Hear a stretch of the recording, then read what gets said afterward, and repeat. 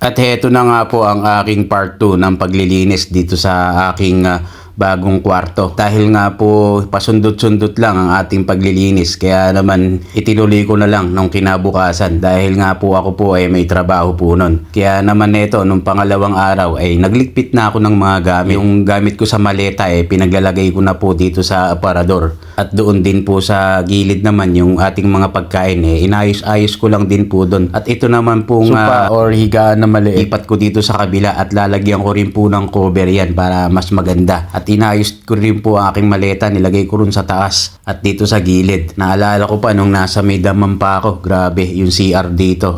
Yung kwarto ko. Kala mong kasi laki lang ng CR namin dito.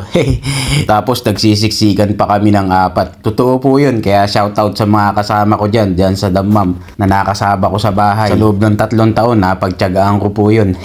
Siyempre, no choice tayo. Ganun talaga ang buhay Parang life minsan, sometimes. Kaya balik na tayo dito. Naglagay pala ako dito ng Christmas light para Paskong Pasko dito sa ating kwarto. At pagka pinatay mo nga yung ilaw niyan ay talaga nga naman napakaganda. Mashallah, mashallah. Quiz Mia Mia. Kabaliktaran ng naging kwarto ko dun sa Saudi Dammam. Pero kinalimutan ko na yon. So yun lang. Love you all. Mama chup chup. Thanks for watching. God bless everyone. Happy New Year. Alright.